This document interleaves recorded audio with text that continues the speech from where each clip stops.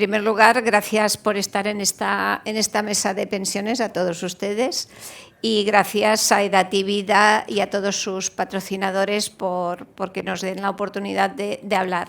Verán ustedes que los ponentes están sentados ahí y es porque la primera ponencia que vamos a tener es la del señor Pablo Antolín, que voy a leer su currículum porque es largo, pero creo que vale la pena que todos lo tengan. No ha podido estar aquí, está en Francia, y entonces creemos que es más oportuno que mientras esté su ponencia, ya lo estamos viendo ahí, Pablo, gracias por estar ahí. Pablo Antolín es economista principal y jefe de la unidad de pensiones de capitalización y subdirector de la División de Finanzas, Consumidores, Seguros y Pensiones de la OCDE. Dirige un programa de investigación y política de grupos de trabajo de la OCDE sobre pensiones de capitalización, un organismo que estudia las pensiones privadas en más de 40 países. En resumidas cuentas, es una gran eminencia en el estudio de todos los temas de envejecimiento y además ha trabajado en el Fondo Monetario Internacional, en el Departamento de Economía de la OCDE. Le tenemos en París estudiando todos estos temas, pero Pablo es de Alicante o ha estudiado en Alicante, ¿vale? Con lo cual tenemos un español ahí que nos representa muy bien. Con lo cual, ¿qué nos va a explicar Pablo? Bueno, como sabéis, en España estamos hablando de pensiones desde hace muchísimos años, desde luego en toda mi vida profesional, creo que esto se ha ido un poquito, toda mi vida profesional hemos estado hablando de pensiones y la verdad es que probablemente ahora es un momento con las nuevas reformas que se están haciendo, donde sí que es verdad que empieza a haber conciencia por parte de todo el mundo, de las personas, de los empleados, de las empresas, autónomos, incluso de la administración, que probablemente los sistemas complementarios, lo que estamos hablando, el segundo pilar, pues es necesario, sin que ello significa que el primer pilar tenga que irse, pues tenga que caer. Eso no es verdad. Nosotros lo que pensamos es que el primer pilar es el pilar fundamental,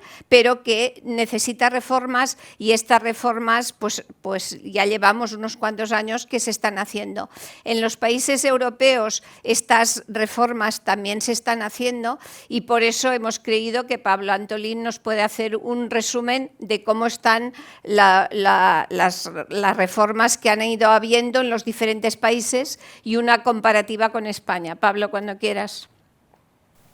Hola, muchísimas gracias. Os agradezco a todos vosotros, la audiencia y a los organizadores, la oportunidad de presentar aquí parte del trabajo que hacemos en la OCDE sobre las pensiones y en particular sobre los sistemas previsionales complementarios.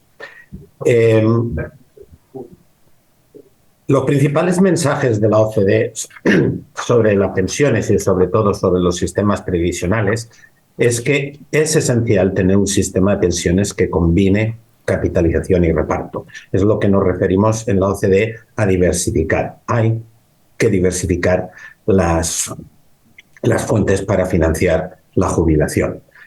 La capitalización es un componente esencial de cualquier sistema de pensiones y debe complementar al sistema de reparto. ¿Cuál es el tamaño de la capitalización y cuál es el tamaño del sistema de reparto? Que se deben complementar, como he dicho, y el rol de cada uno es una decisión política de cada país donde nosotros no entramos.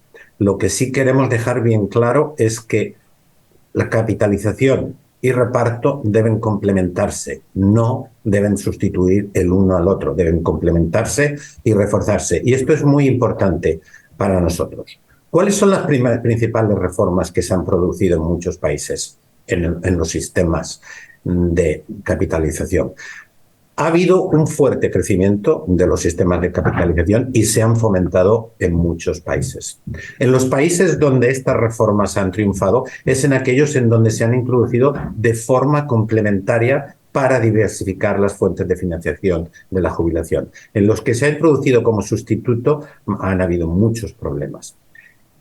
¿Qué es lo que aportamos dentro de la OCDE? Bueno, nosotros tenemos un marco regulatorio bajo el que funcionan los fondos de pensiones, y pensamos que hay que reforzarlo, y se ha hecho dentro de la OCDE, y para gestionar mejor los ahorros para la jubilación, y mejor quiere decir más eficientemente, pero sobre todo quiere decir en el mejor interés de sus miembros, de los ciudadanos, y son las OECD Recommendation for Private Pension Regulation.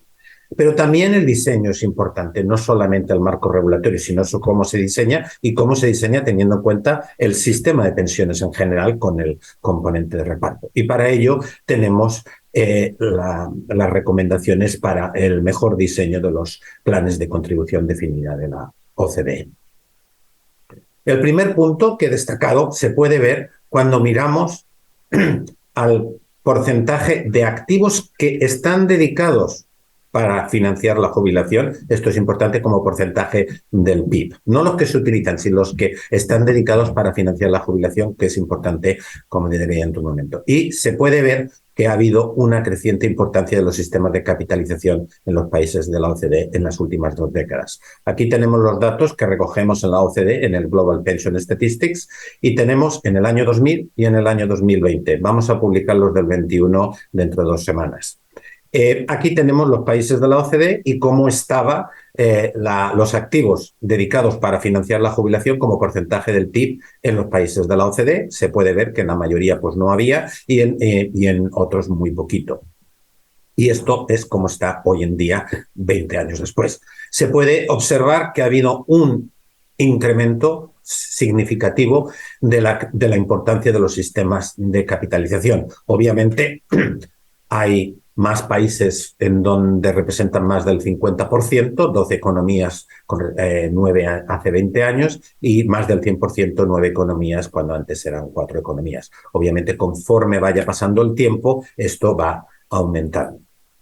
Y aquí tenemos España. Lo que hay que destacar en España es que, a pesar de que tenemos sistemas de capitalización, los planes de empleo y otros desde hace más de 2 décadas, somos uno de los países que menos activos tenemos y que menos ha crecido en las últimas 2 décadas.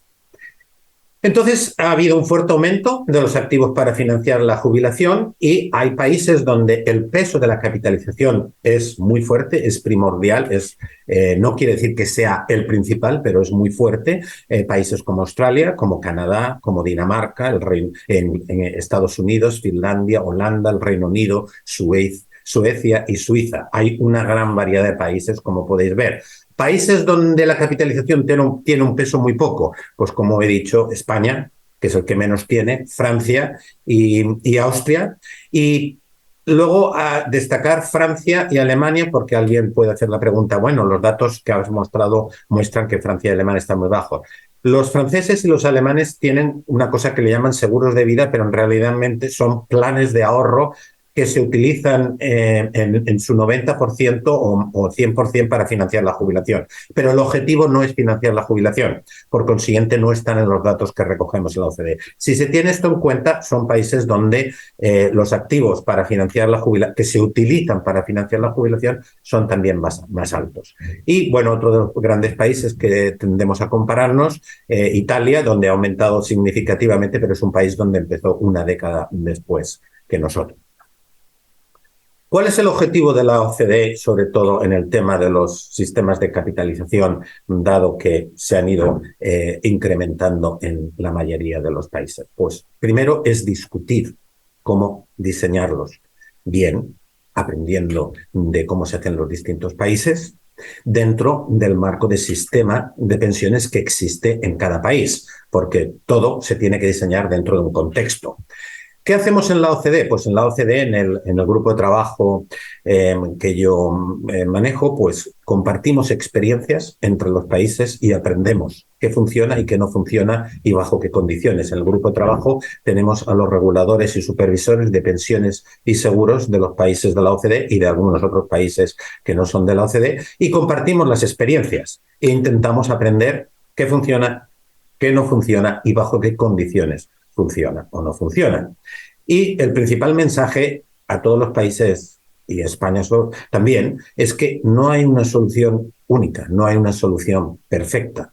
Nosotros lo que ponemos sobre la mesa son diversas opciones con diversas implicaciones. Y el objetivo de la OCDE es que los gestores públicos sean conscientes de que la acción que decidan pues tiene sus implicaciones, tanto positivas como negativas, y que se tiene que ajustar a cuál es el objetivo. No recomendamos adoptar el sistema de un país o de otro país. No hay una solución perfecta. Nosotros hablamos de mecanismos para mejorar el sistema de ahorro para la jubilación. Por ejemplo, todo el mundo habla de automatic enrollment, la afiliación automática, como si fuera el sistema del Reino Unido. Esto es incorrecto. No solo porque no es el único país que lo tiene, sino porque esto es un mecanismo para mejorar la afiliación y mejorar la cantidad de ahorros que los individuos dedican para financiar la jubilación. Y en distintos países se ha instrumentalizado de forma distinta, dado el contexto de cada país. Y eso es lo que es importante a la hora de dar opciones, hablar de cuáles son los mecanismos y cómo funcionan dependiendo del contexto. ¿Cuáles son estas recomendaciones en el contexto general que tenemos? Bueno, primero, no estamos ni a favor ni en contra de cuentas individuales, de contribución definida o de prestación definida. Simplemente destacamos las ventajas y las desventajas de uno y abocamos por un sistema que permita mantener las ventajas de uno u otro. Por ejemplo, opciones por defecto, mancomunar los riesgos, que es muy importante y que existe en los sistemas de prestación definida. Nuestros principales mensajes para mejorar se recogen en estas recomendaciones. Recordar que al principio he hablado de las dos, una del marco regulatorio y otra del diseño, y esta última ha sido recientemente actualizada. ¿Cuáles son los principales puntos? Pues ahí tiene 10 mensajes claros. Obviamente los desarrollamos. Aquí voy a desarrollar alguno de ellos y referirme a todos de ellos, pero no tengo tiempo para mucho más, pero quedo a su disposición para todo lo que necesiten y todas las preguntas. Mi email está disponible. Primero, que sea un diseño coherente, teniendo en cuenta la estructura del sistema de pensión en su conjunto, pero también la estructura interna, que sea inclusivo, que las contribuciones sean adecuadas a los objetivos. Hay que establecer objetivos, de ahí se establecen las contribuciones o cuánto uno debe de ahorrar. Los incentivos fiscales se tienen que diseñar, desde nuestro punto de vista, dado la experiencia de muchos países, para maximizar la participación y el ahorro para la jubilación, no con otros objetivos. Hay que promover planes de bajo costo y eficientes en la fase tanto de ahorro como en la fase de jubilación, en la fase en que uno está trabajando, como en la fase que uno está financiándose, está jubilado y está financiándose la jubilación. Hay que asegurarse que todos los individuos tienen acceso a inversiones apropiadas y sostenibles, así como una estrategia por defecto que esté bien diseñada en base a los objetivos que ha establecido el regulador o los gestores políticos. Hay que asegurarse, y esto es lo que se ha estado hablando mucho antes, en las sesiones anteriores, de que tienen que haber una protección contra la longevidad. Hay que asegurarse que todos los individuos van a tener una pensión desde el día que se jubilan hasta el día que se mueren. Hay que fomentar el monitoreo regular y la gestión de este riesgo de longevidad. Y luego los dos últimos puntos tratan sobre el tema de la comunicación y de la educación financiera. La comunicación debe ser efectiva, personalizada, regular, consistente y no sesgada a todos los ciudadanos y a todos los miembros. Lo importante es comunicar de una forma que la gente nos entienda. Somos nosotros los que tenemos que hacer el esfuerzo, los académicos, la gente de instituciones multilaterales como la OCDE y yo y demás. Y hay que promover y apoyar la educación financiera sobre la jubilación y las pensiones. Si a uno le dicen que hay que reformar y no sabe por qué hay que reformar, esas reformas no van a ocurrir nunca. Ya centrándome en detalles específicos de cada uno de estos mensajes o de alguno de ellos. El mensaje, como he dicho, tiene que ser coherente con el objetivo de financiar la jubilación. Es un objetivo a largo plazo, y el propósito de dar una renta en la jubilación desde el día que uno se jubila hasta el día que se muere. Esto nos lleva a que durante el COVID se experimentó en muchos países el dar acceso incondicional a los ahorros previsionales, y nosotros argumentamos que el acceso prematuro, esta liquidez a los ahorros previsionales, Es necesario, es una medida, pero es una medida de último recurso y tiene que estar basada en circunstancias individuales de privación. Y comparar los ejemplos de lo que pasó en Australia, en México, en Chile, en España, es muy informativo, porque países como México, que ya lo tenían legislado, no sufrieron grandes pérdidas. Países que lo intentaron legislar durante la pandemia, pues tuvieron graves problemas.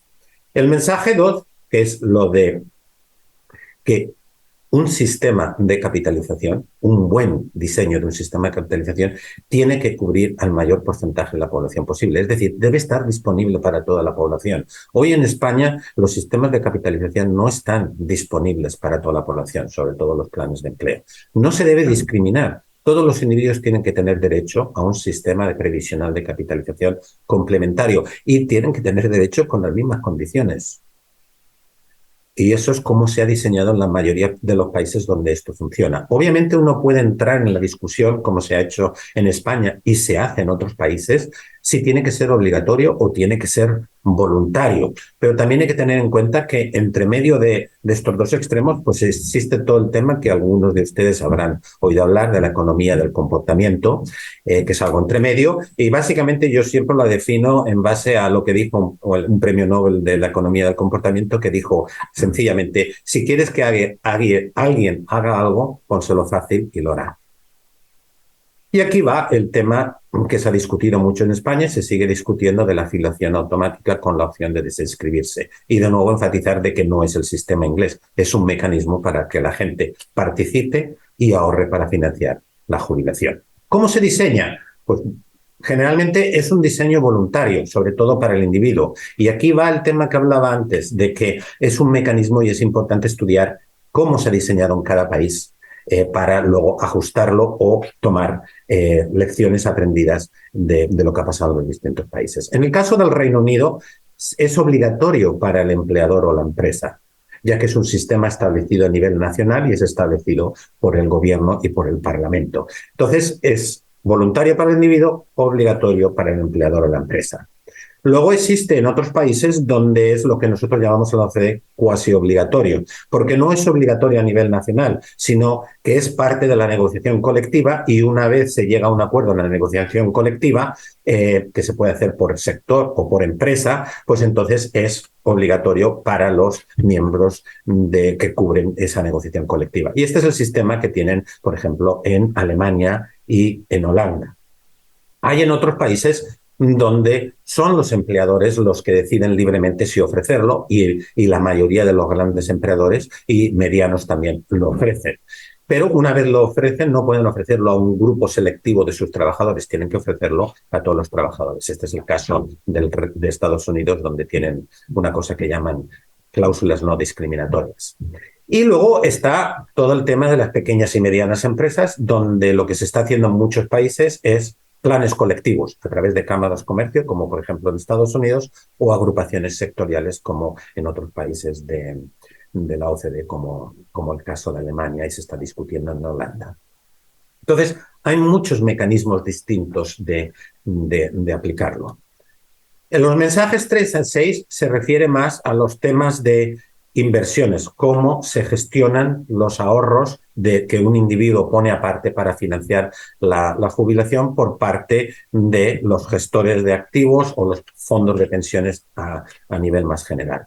Y, obviamente, sistemas de prestación definida, es el empleador o la empresa quien contribuye. Los fondos se manejan mancomunadamente por expertos, y alcanzan potencialmente, según la literatura, mejores rendimientos y introducen un mejor análisis de riesgo. El problema de estos fondos es que es la empresa que asume todo el coste de la promesa. En los sistemas de cuentas individuales hay elección en base al perfil de riesgo, se puede ajustar los distintos periodos de vida laboral y distintos tipos de riesgo, los ajustes son automáticos a las realidades macroeconómicas y financieras y demográficas y permite este ajuste automático que es muy importante y que es el gran problema de los sistemas de prestación definida, sean de capitalización o sean de reparto. Entonces, como he dicho antes, lo mejor es aprender de estos dos mundos e intentar hacer un diseño que tenga en cuenta todo esto, mantener las ventajas de uno y de otros. Los individuos toman muchas decisiones hay que ahorrar para la jubilación, cuánto hay que ahorrar, elegir el fondo, la estrategia de inversión, cómo se gestiona a la hora de jubilarse. Muchos no pueden, muchos no quieren y es el regulador, y es lo que se ha hecho en la mayoría de los países y parece funcionar, el que tiene que establecer opciones por defecto que protejan a estos individuos y dejen la libertad de elección abierta a quien quiera elegir. Y obviamente las opciones por defecto dependen y deben de diseñarse en base a los objetivos que elija el gestor público regulador. Y obviamente varían de un país a otro país porque no son los mismos los objetivos. Opciones por defecto, pues he hablado de la afiliación automática, está lo del matching contributions, que es lo que ha llevado en países como Australia, de que el empleador contribuya. Dentro de la contribución definida se puede introducir que el empleador contribuya. Lo están discutiendo en Chile, probablemente sea una de las propuestas de la reforma que va a haber en Chile en un corto plazo. Hay fondos de pensiones públicos por defecto. Sí, tienen que actuar con el mismo marco regulatorio e independientemente del gobierno de turno. Y todo el tema de la gobernanza se convierte en esencial. Y los países escandinavos centralizan mucho del proceso regulatorio sobre el tema de la gobernanza, las estrategias de inversión, el ciclo de vida, la gestión de carteras colectivas se hace en países como Australia, Holanda, con contribución definida. Se puede mancomunar y gestionar colectivamente los riesgos. Luego, cómo se asigna a cada individuo en su cuenta individual es un tema a discutir. Y, finalmente, la estructura institucional, el regulador, el supervisor, las entidades proveedoras, todo el tema de la gobernanza. Debe haber un mandato público, sí, pero luego el gobierno corporativo tiene que ser independiente y tiene que estar formado con miembros con capacidades adecuadas. ¿Cuáles son? Depende de cuál es el mandato y cuál es el objetivo. Hay que tener en cuenta también la posibilidad de conflicto de intereses. Decir que no hay conflicto de intereses no es correcto. Siempre hay conflicto de interés. La cuestión es establecer mecanismos para intentar encauzar el conflicto de interés. Y luego todo el tema de que haya competencia para reducir costes y finalmente lo más importante de todo, si no hay confianza por parte de la población de que todo esto se organiza, se diseña y se regula y supervisa con la idea de beneficiar a los individuos, no hay reforma, no hay sistema de pensiones que pueda funcionar. Y entonces ya para terminar, hay que discutir el diseño, toda mejora y apoyo para un sistema de capitalización, hay que discutir el diseño en el contexto global del sistema de pensiones. España es de los pocos países donde la capitalización juega un papel irrelevante y no está disponible para todos los ciudadanos, es probablemente el único. No es el sistema de un país o el otro el que nosotros defendemos, sino los mecanismos, como he intentado explicar. La libertad de elección y mecanismos por defecto son esenciales para proteger a los individuos con criterios esenciales para el diseño. Tener en cuenta las recomendaciones de la OCDE. Obviamente nos tenemos que vender a nosotros mismos, pero son recomendaciones que están consensuadas entre todos los reguladores y supervisores de los países de la OCDE. Y luego la estructura de gobernanza es esencial, tiene que ser clara y tiene que estar bien estructurada para evitar todo lo que he dicho anteriormente, sobre todo conflicto de intereses. Y bueno, muchas gracias. Quedo a su disposición y voy a estar aquí en la tertulia. Muchas gracias, Pablo. La verdad es que podríamos estar horas y horas profundizando en todo lo que nos está contando, si os sentáis, en lo que nos está contando Pablo. Creo que en España con la nueva regulación estamos empezando a dar pasos y Pablo lo está mirando. Creo que en todos los temas nos quedan todavía temas de educación financiera que todavía no lo tenemos bien desarrollado y algunos de los temas como el que has comentado, que es el tema de los cobros en forma de renta, que todavía también nos falta una mentalización por ahí. En esta mesa hemos querido, como ha dicho Pablo, hay países que lo tienen muy desarrollado. En España todavía el tema de los planes de pensiones, y él lo comentaba, no afecta a toda la población. De hecho, solamente entre un 9 y un 10% de los empleados de este país tienen un plan de pensiones de empleo. y lo que hemos querido es que una de las empresas que hace más tiempo que tiene un plan, como es Naturgy, que es una empresa que además tiene tanto lo que son planes de pensiones como complementos en forma de renta o en forma de seguros, como un tema que es implementación de beneficios flexibles para que los empleados puedan decidir dedicar una parte de su salario a complementar estos planes, que nos contará cómo está influyendo en los empleados el hecho de tener estos planes, cómo desde recursos humanos pues influye o no en esta retención y en esta contratación de personas. Y bueno, para ello le hemos pedido a Luis Viñas, que es el responsable de todos los temas de previsión de Naturgy. Es una persona con muchísima experiencia en transformación de planes, desde prestación a contribución, desde unificación de planes de diferentes empresas. Ha trabajado también en Enagas y es decir, es una de las personas que cualquier tema que haya que hacer con planes de pensiones, yo creo que tú ya lo has hecho, así que cuéntanos cómo están los planes en tu empresa y qué efecto tiene en los empleados y en los trabajadores y en recursos humanos. Gracias, Asunta. Buenos días a todos.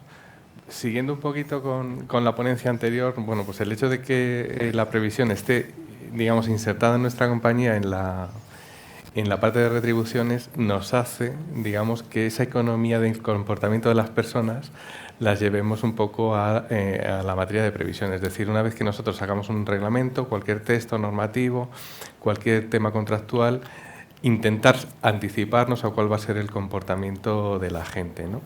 Entonces, por centrarnos y porque hay que ser breve, pues hablaré un poco del comportamiento en cuanto a retención, atracción de gente a la compañía y cómo juegan nuestros planes de pensiones y sistemas de previsión. El plan de pensiones que nosotros tenemos, bueno, como instrumento como tal, pues no es el típico instrumento que tienen las empresas para retener a la gente. Para eso hay otros instrumentos también de previsión, donde las aportaciones son revocables y, por tanto, alguien que se va de la compañía puede perder los fondos. Pero, bueno, contando con que un plan de pensiones tiene aportaciones irrevocables y que se mantienen en cualquier circunstancia, ¿cómo conseguimos que, digamos, o cómo entendemos que aquí ha sido todo un éxito el mantener el patrimonio y que la gente considere el plan de pensiones como uno de los mejores beneficios, ¿no? Nosotros, como decía Asunta, venimos de la fusión de muchas empresas que tienen reflejadas en el texto normativo del reglamento las condiciones, digamos, de comportamiento de esas empresas, es decir, en siniestralidad, en ahorro, en garantías para la jubilación, pues se mantienen y se ven reflejados los empleados, los trabajadores, los partícipes del plan en las partes, por ejemplo, de riesgo, ¿no? Es decir, cómo las empresas que tenían una siniestralidad importante ven reflejados en sus coberturas de riesgo esa accidentabilidad, como aquellas que tenían unas enfermedades profesionales o tenían digamos, mayor trascendencia a la incapacidad total se ven reflejadas, y como aquellas otras empresas que no lo tenían ven reflejadas únicamente su situación familiar y se cubren viudedades y orfandades, ¿no? Aparte de tener un sistema, digamos, más general para las nuevas incorporaciones, ¿no? Quizá ese sea uno de los éxitos. Otro de los éxitos, digamos, o pensamos, digamos, que acompaña bastante a la carrera profesional de los trabajadores en la compañía, es que, digamos, su vida laboral se vea reflejada un poquito en el plan de pensiones, de tal manera que hay, pues, contribuciones en función del salario, pero también hay aportaciones homogéneas de ahorro en función de la categoría que tienes en la compañía, ¿no?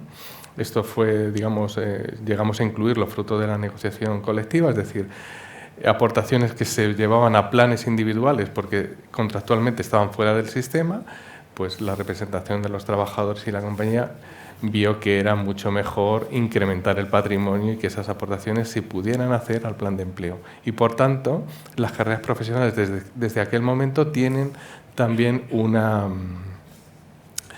un traslado en el reglamento, ¿no? En el reglamento del plan de pensiones. En cuanto a la concienciación de la gente, etcétera, es decir, ¿qué es lo que busca un empleado de una comisión de control, de quién te gestiona el plan de pensiones? Pues nosotros hablamos de hacer partícipe a los partícipes, es decir, nosotros les intentamos que los partícipes sean conscientes de las dificultades que hay en determinado momento que el plan sea rentable, porque las condiciones de mercado no lo son, pero intentamos hacerle ver los esfuerzos que se hacen y que hasta ahora hemos conseguido de cómo Naturgy intenta vencer al mercado, ¿no? Lo hemos conseguido, venimos de 3 gestoras en las que, bueno, pues la principal lo que más nos motivaba era tener una rentabilidad grande, y terminamos, bueno, después de pasar por BBVA, Santander y Caixa, pues en esa búsqueda, pues bueno, conseguir, en algunos casos con mucha fortuna, cuando se movieron los planes, pues bueno, conseguir rentabilidades que, bueno, a los partícipes les hace entender que su empresa, pues bueno, para conseguir una rentabilidad que ojalá se mantengan.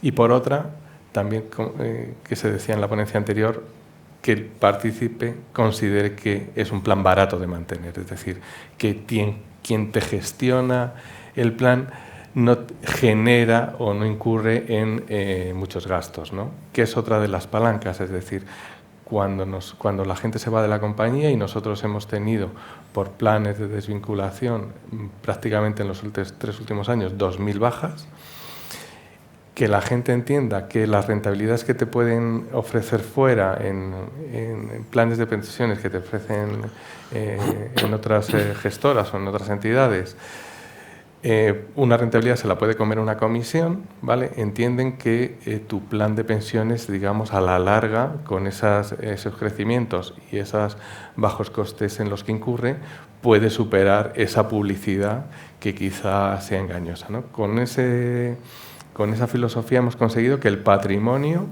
no disminuya, es decir, los 500 millones aproximados que tiene el plan, a pesar de tener 2.000 bajas en la compañía, no ha disminuido. La gente no ha movilizado sus planes, ¿no?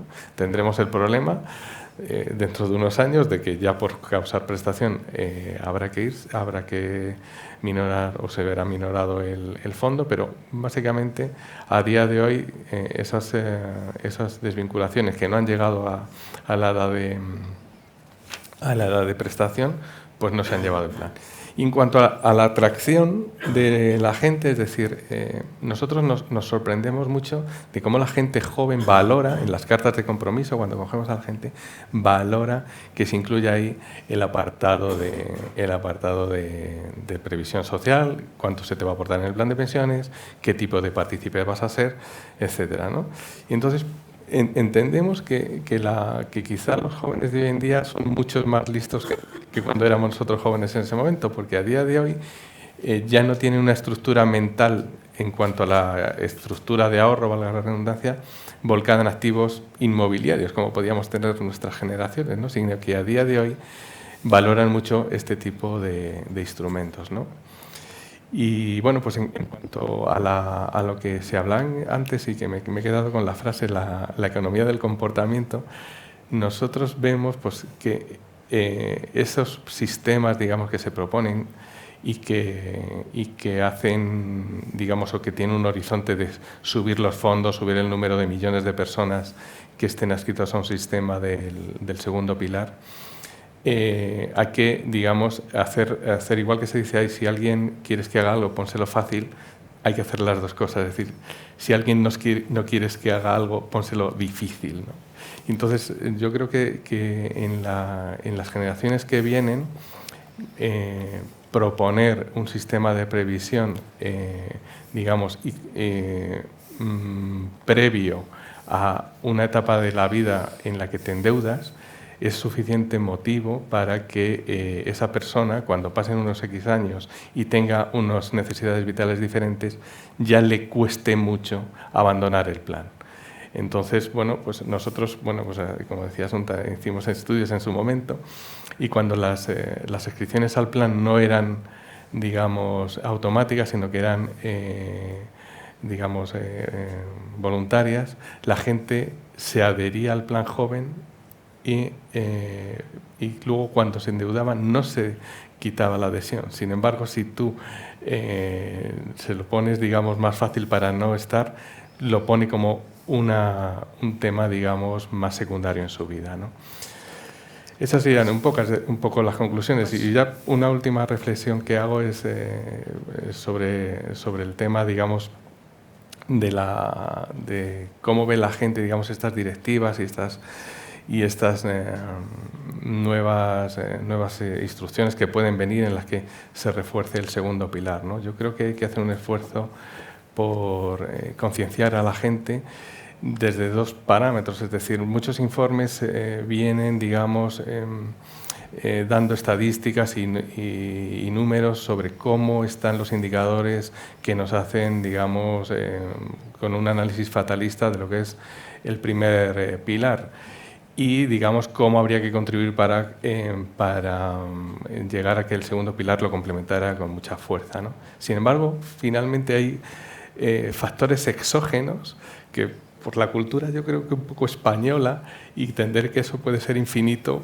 tendemos a pensar que nos pueden salvar, ¿no? Como puede ser la inmigración que haya salido aquí, que podemos tender a pensar que va a ser infinita y nos va a resolver el problema tanto de la natalidad como de las cotizaciones o incluso de la productividad de las empresas. Es decir, la productividad de las empresas va a crecer exponencialmente como creció en los años 50 la agricultura y la mecanización de la agricultura y tal.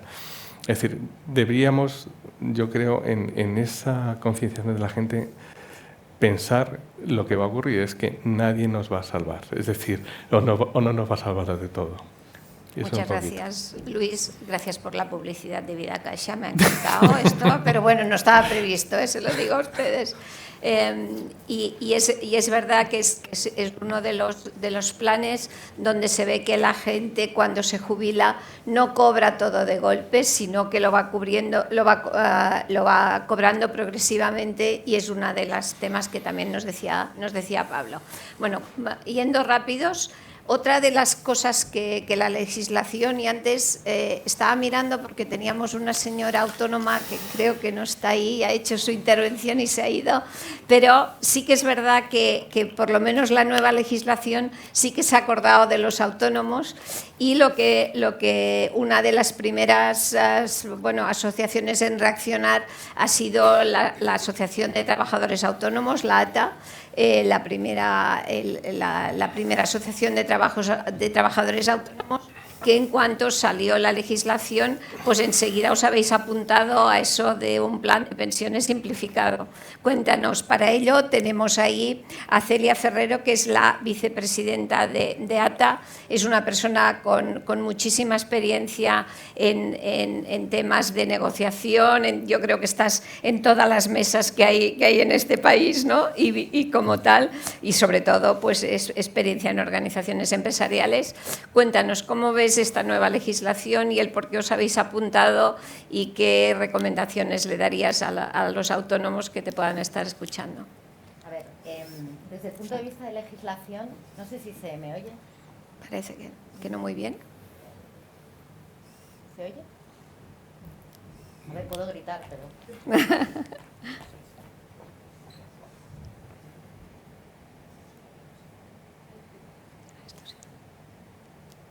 ¿Ahora? ¿Vale? A ver. Hola, hola. Creo que no. ¿Funciona si no? Si no, cualquier micro. Celia, si no. Si no, desde aquí. Plan, si quieres. plan B. Vale. Gracias. Bueno, ahora sí. A ver, desde el punto de vista de la legislación, hay que decir que nosotros también estuvimos en esa mesa. No sé, sí. Como bien sabéis, no se llegó a un acuerdo con los agentes sociales. Desde el primer momento nosotros pensamos que hubiese sido muy fácil llegar a un acuerdo, pero hubo muchas cosas que, entre otras cosas, las formas y digamos que un procedimiento demasiado acelerado con algo tan sumamente importante como complejo como desarrollar el segundo pilar en España, que evidentemente para el autónomo especialmente es sumamente importante, y ahora voy a explicar por qué.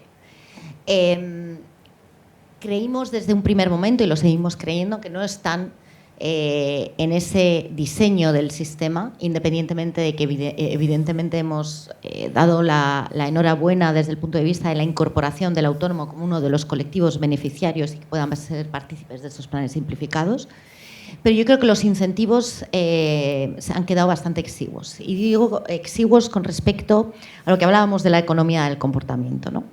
En la previsión social, en los 3 pilares, hay una cosa que juega siempre en contra, que es la lucha por la liquidez. Y yo creo que en el caso de los autónomos, y después de todas las crisis que estamos sufriendo, hemos sufrido y estamos sufriendo, es uno de los grandes problemas. Es decir, el autónomo está constantemente en una lucha por su liquidez, por su tesorería y, por tanto, no piensa ni tiene tiempo de pensar en el ahorro y, sobre todo, en la previsión social. De hecho, el desconocimiento que existe del sistema de previsión social, tanto el de reparto, es decir, el pilar 1, como la complementaria, es enorme. Es enorme. Sin embargo, lo que vemos, hay una cifra que llama mucho la atención, y es que aproximadamente el 40% de los autónomos sí que tenían planes individuales.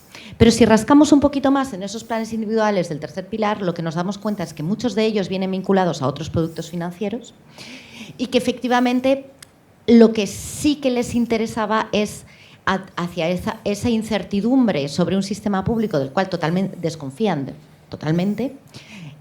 No solo desconfían, sino que desconocen en muchas ocasiones. Aproximadamente el 71% de los autónomos no saben ni por qué coberturas está pagando su cuota a la Seguridad Social y considera la cuota a la Seguridad Social un impuesto y no simplemente una contribución precisamente a esa previsión social y sobre todo a esa protección social, tanto, vamos a decir, presente como futura, porque no estamos hablando solo de pensiones, ¿no?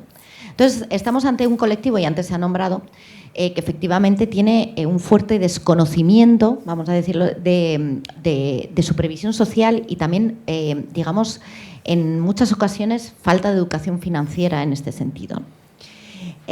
Y, sin embargo, es un colectivo que es el que más necesitaría, vamos a decirlo así, de esta previsión social, porque hasta ahora, y en gran medida, era el que más posibilidad tenía de diseñar, vamos a decirlo así, su protección social y su previsión social a futuro.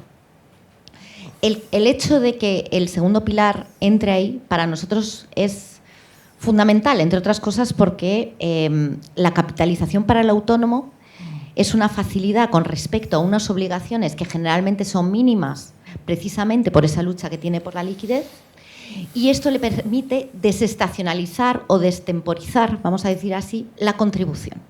Es decir, no es lo mismo tener una obligación mensual de una contribución al pilar número 1 que poder contribuir y hacer una aportación en cualquier momento del año donde él tenga más liquidez y más capacidad para hacerlo.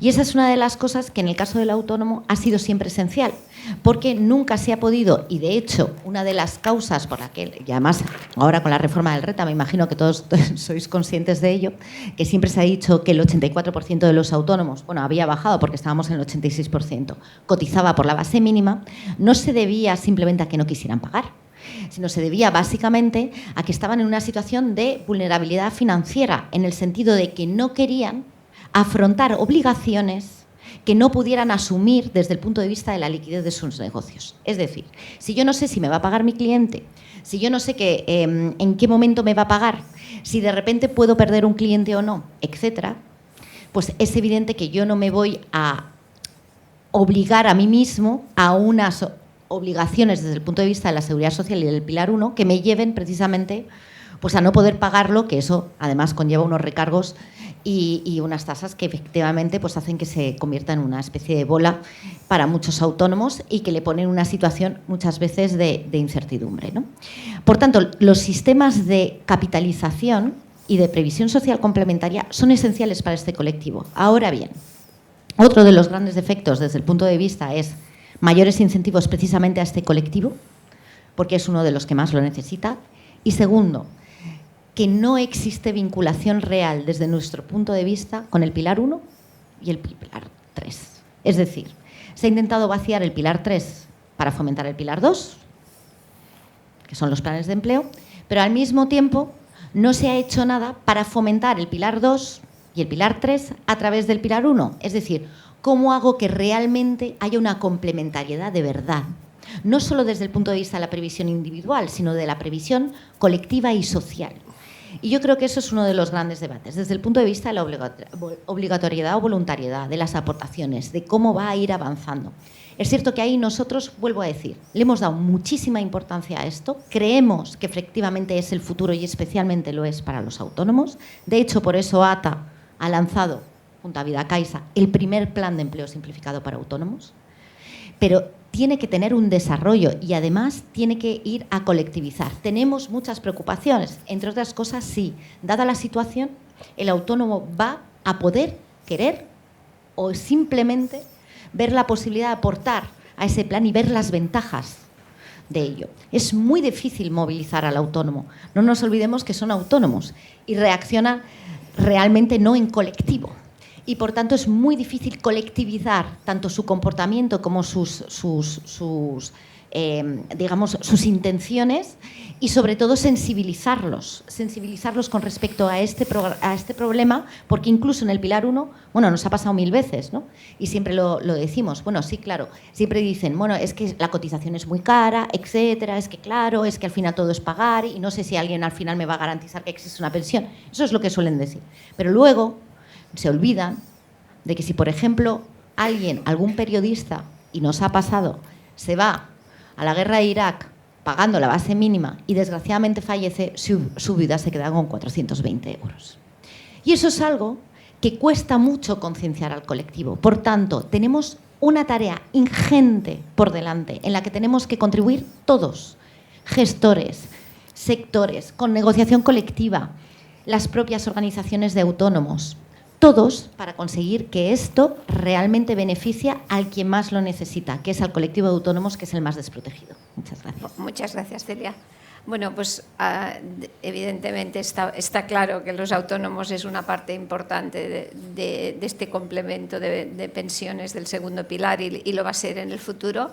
Me encanta ver a Celia tan reivindicativa, pero por contra, tan poniéndose a trabajar enseguida, es decir, no está de acuerdo, pero son los primeros que hacen un plan de pensiones. Yo creo que eso nos vendría muy bien a todos muchas veces, es decir, somos reivindicativos, pero luego nos ponemos a trabajar y me encanta verlo en Celia.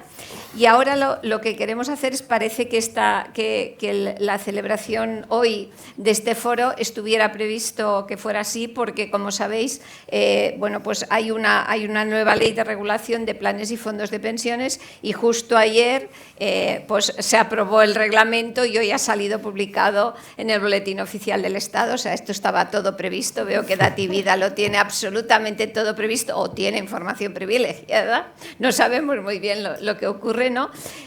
Pero creo que es importante que se tenga también una visión completa de todo lo que ha sido esta regulación, y para ello pues le hemos pedido a Carlos de la Torre, que estamos dejando sin tiempo, pero bueno, que es socio del Consejo del Departamento Laboral de Baker McKenzie, es especialista en asesoramiento laboral y seguridad social de un montón de empresas y pertenece a un montón de asociaciones de relaciones laborales. No las voy a decir todas, Carlos, porque si no te dejo sin tiempo. Así que, por favor, haznos este resumen de toda la legislación, que yo creo que nos vendrá muy bien a todos los que estamos ahí. Muy bien, buenas tardes. Encantado de participar en este foro de envejecimiento con la Fundación Edad y con CaixaBank, y encantado también de coincidir con Asunta, Celia y Luis. Bueno, ya tenemos la visión de empresa que ha dado Luis, la visión de los autónomos que ha dado Celia. Yo, la verdad es que tengo una tarea un poco más, no sé si más compleja, pero bastante compleja, que tiene que ver con la visión jurídica, porque cada vez que un abogado y un no abogado abre el BOE y empieza a leer, pues es la enorme complejidad. Vivimos en una economía y en un país hiperregulado, y desde el punto de vista de la gestión y de la sencillez no es fácil. Yo diría que estamos, como contexto, viviendo en un invierno demográfico que cada vez tiene temperaturas más bajas. El incremento de la longevidad y la proximidad a los 100 años hace que necesitemos que haya pilares 2 y 3 y, por lo tanto, que se complemente la seguridad social pública. El descenso de la tasa de natalidad y el incremento obviamente de las necesidades de la seguridad social hace que bueno, la doble S, la suficiencia y la sostenibilidad, haga que los gobiernos siempre pongan el foco en la suficiencia, porque es lo que evidentemente da votos, y menos tanto en la sostenibilidad. Y vamos a tener, yo creo que el gran reto es hacer, lo decía antes yo creo que Celia, una relación de complementariedad y de proporcionalidad adecuada entre el pilar 1, que es la seguridad social pública, que es muy potente, que tenemos una tasa de sustitución del 72%, que tenemos un gasto presupuestario de 180.000 euros y una pensión media de 1.254, y por lo tanto estaba muy, muy bien, pero mirando al futuro y con las luces de largo alcance, tenemos que intentar hacer complementarios ese pilar, el pilar 1 con el pilar 2, planes de empresa, y con el pilar 3, que, desgraciadamente, por circunstancias fiscales, ha recibido un hachazo fiscal prácticamente definitivo. Por lo tanto, el pilar 3, los planes individuales, está muy, muy poco incentivado. Yo diría que la Constitución, nuestro punto de partida, artículos 41 y 50 y concordantes, permite defender que los sistemas son complementarios. Y yo diría algo así como que es un sistema arcoíris. Nos gusta mucho el color verde de la seguridad social pública, pero nos debería gustar también el color azul del pilar 2, de los planes de empresa. Ha explicado Luis el de Naturgy y Celia el de autónomos. Y nos debería también seguir gustando, pero parece que al legislador no le gusta poco, el pilar 3, aunque sea otro color y pueda ser un color rojo o amarillo. En fin, yo a lo que voy es el pilar 2 está muy estancado. Las cifras y los datos no engañan. Tenemos 2 millones de partícipes actualmente en 2022, 35.621 millones, 1% de la masa salarial y solo el 10% de la población activa enganchado a este pilar 2. Y el Ministerio y el Gobierno quiere en 2050 que haya el 80% de la población activa, y que os recuerdo que está ahora mismo en 20 millones. Yo creo que será difícil. Vamos a lo que dice la ley. ¿Qué dice la norma? La norma dice que hay 4 palancas y esas 4 palancas, digamos, son el corazón del sistema. Palanca número 1, los fondos de pensiones de empleo de promoción pública abiertos. Palanca número 2, los planes de pensiones de empleo simplificados. Hay 4 modalidades: empresas privadas, administraciones públicas, asociaciones de autónomos, cooperativas o sociedades laborales. Palanca número 3, relevante, muy relevante, la negociación colectiva sectorial. Es decir, el Ministerio y el Gobierno ha tratado de salvar el muro jurídico del artículo 41 de la Constitución, que dice que las prestaciones complementarias serán libres, a través de instaurar un pilar 2, reforzando el pilar 2 con base a los convenios colectivos sectoriales. Ahora veremos si es o no constitucional. Adelanto que sí queremos que es constitucional por la fuerza vinculante de los convenios, pero probablemente tenga menos éxito que el modelo británico, por lo que luego añadiré. Y finalmente, los incentivos fiscales. Coincido con Celia que son insuficientes. Evidentemente está muy bien tener los 4.500 adicionales para los autónomos y los 8.500 adicionales para los trabajadores por cuenta ajena. Está muy bien que las empresas tengan incentivos de reducción de la base de cotización y la minoración del impuesto de sociedades, pero yo creo que no está tan bien que la fiscalidad, digamos, se concentre en todos los recursos, y todavía no han llegado al pilar 2, vaciando los recursos en el pilar 3. Y todos los ciudadanos, y esto es un tema de cultura financiera y como decía antes Pablo, Richard Tarre lo ha explicado bien, la economía conductual es clara. Hay que darles decisiones fáciles a los ciudadanos para que tomen decisiones, y sobre todo hay que crear cultura financiera. Ejes de la reforma. Bueno, la reforma tiene varios ejes, esas 4 palancas citadas: el hecho de la comisión de control, la plataforma digital común, las menores comisiones. 0,30 parece, la verdad es que muy ambicioso y muy potente. Y luego el tema del régimen fiscal. Y la pregunta, una de las preguntas claves a mitad de la presentación sería: ¿esta legislación, esta normativa tendrá éxito? ¿Podremos llegar a tener a 15 millones de trabajadores adscritos a los planes de empleo simplificados? Yo lo veo difícil.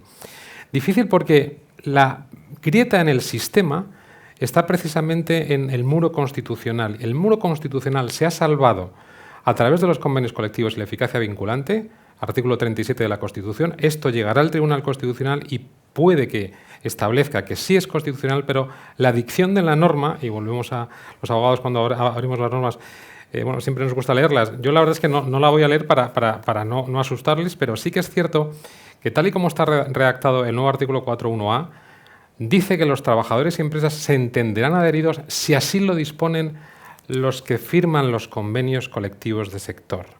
Y es más, en una redacción también un poco alambicada, dice que si así lo prevé el convenio, los trabajadores podrán, por escrito, declarar ante la Comisión Promotora de Control que desean no estar incorporados al mismo. Yo creo que este derecho de oposición o de no inclusión está redactado de manera quizá vaga e imprecisa y puede tener problemas de constitucionalidad. Es sí este precepto, porque siempre hay que darle el derecho de salida a los trabajadores, y me da la impresión de que por el propio modelo español, una vez que los textos lleguen al BOE, los convenios colectivos de sector, si no incluyen esa inscripción obligatoria por defecto a la española, siguiendo un modelo distinto del británico, pero próximo, como decía Pablo, al modelo de Holanda, pues me da la impresión de que no tirará. Tenemos el ejemplo del convenio de sector de construcción, la verdad es que es una muy buena noticia, es un éxito, yo creo, político y social el tener a punto ese, digamos, elemento inspiracional para otros sectores, pero vamos a ver si realmente tira el modelo y es suficiente lo que tenemos, teniendo en cuenta que probablemente los incentivos fiscales son insuficientes. El reglamento, como decía Asunta, se ha aprobado ayer y está en el BOE de hoy. Es un reglamento que es también complejo, que da unas pautas para el tema de las comisiones de control, de seguimiento, para el proceso de selección de gestoras, etcétera, etcétera, y ya voy acabando.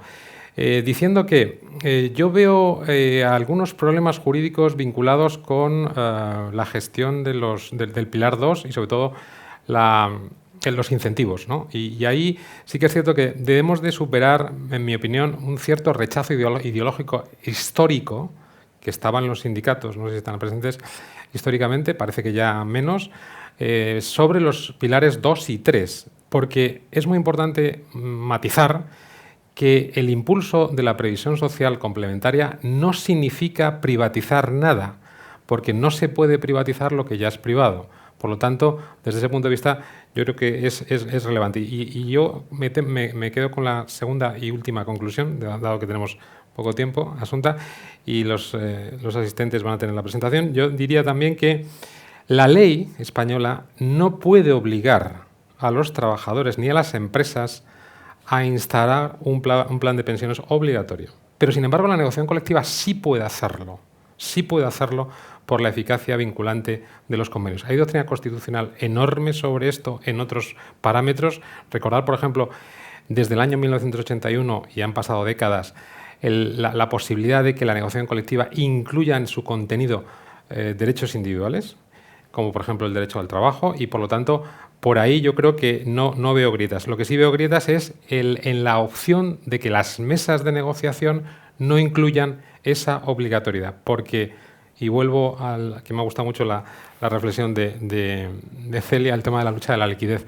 La lucha de la liquidez está en los autónomos, pero también va a estar en los trabajadores que probablemente quieran el salario monetario y no el salario diferido, con independencia de que desde el punto de vista económico cualquier actuario les puede a los sindicatos y a los trabajadores uno a uno explicar que evidentemente el salario diferido va a ser mejor desde el punto de vista fiscal. Muchas gracias. Está claro, Carlos, que nos queda una gran negociación en todos los convenios. Evidentemente los convenios no todos vencen este año, o sea que es un largo recorrido. Iremos viendo cómo se va desarrollando. Si me permitís, María José, una pregunta, porque sé que voy tarde, pero yo creo que una pregunta, si alguien la quiere hacer, pues estaríamos cualquiera de nosotros o Pablo en disposición de intentar contestarla. No sé si hay alguna pregunta, algún comentario, que se anime a alguien. ¿No? ¿No? Bueno, pues si no se anima a nadie, yo solo una última reflexión muy rápida para todos vosotros. ¿Qué pensáis que nos falta para que realmente, muy cortito, en una frase, para que la previsión social complementaria en España avance rápidamente? Si quieres empezar tú misma, Celia. Pedagogía, sobre todo, e incentivos. Pedagogía y incentivos. ¿Y tú, Carlos? Yo diría cultura financiera, que es algo parecido, y probablemente también que los actores sociales sean el motor del cambio y, por lo tanto, que las mesas sectoriales apuesten por los planes de pensiones sectoriales, incluyendo en los textos la inscripción obligatoria por defecto. ¿Tú, Luis? Pues la concienciación, pero mezclada con la confianza y, bueno, pues el impulso fiscal es importantísimo. Y tú, Pablo, que nos ves desde lejos, pero tienes toda la visión, ¿qué crees que nos falta? Yo quisiera hacer un comentario que es algo que falta, pero también lo que ha estado diciendo la gente. Nos centramos mucho en los incentivos fiscales. En la OCDE argumentamos que no son los incentivos impositivos, sino las ayudas, tanto de empleadores como del gobierno, a la gente para participar en estos sistemas. En inglés se dice matching contributions o subsidios. ¿Por qué? Porque la mitad de la población, el objetivo es, como han dicho, que el 90% o el 80% de los trabajadores estén en un sistema, los incentivos impositivos nunca van a bajar a ese porcentaje de la población porque un gran número de la población no declara por los impuestos de la persona, el IRPF. Entonces, lo que se ha hecho en la mayoría de los países, es la recomendación de la OCDE, son que el empleador o el Estado contribuya parte de lo que tiene que ahorrar el trabajador y que también dé subsidios, todo relacionado con respecto a la renta de los individuos. Porque las rentas medias y bajas, cualquiera que sea la definición, pero en base al IRPF, no se beneficiarán nunca de los incentivos impositivos. ¿Puedo decir algo? Sí, hombre. Sí, María José, ¿te deja? Y estoy totalmente estoy totalmente de acuerdo, pero uno de los temas es que solo se han utilizado los incentivos fiscales, cuando la aportación del Estado y la administración pública tenía que haber jugado un rol. Y en ningún momento eso se puso encima de la mesa, lo cual, de hecho denunciamos todos los interlocutores sociales. Pues muchísimas gracias. Sentimos estos 5 minutos, María José, y gracias a todos por vuestra intervención, a Pablo, Luis, Carlos, Celia. Y bueno, el tema daría para todo un día, pero muchísimas gracias por vuestra atención. Gracias. Muy bien.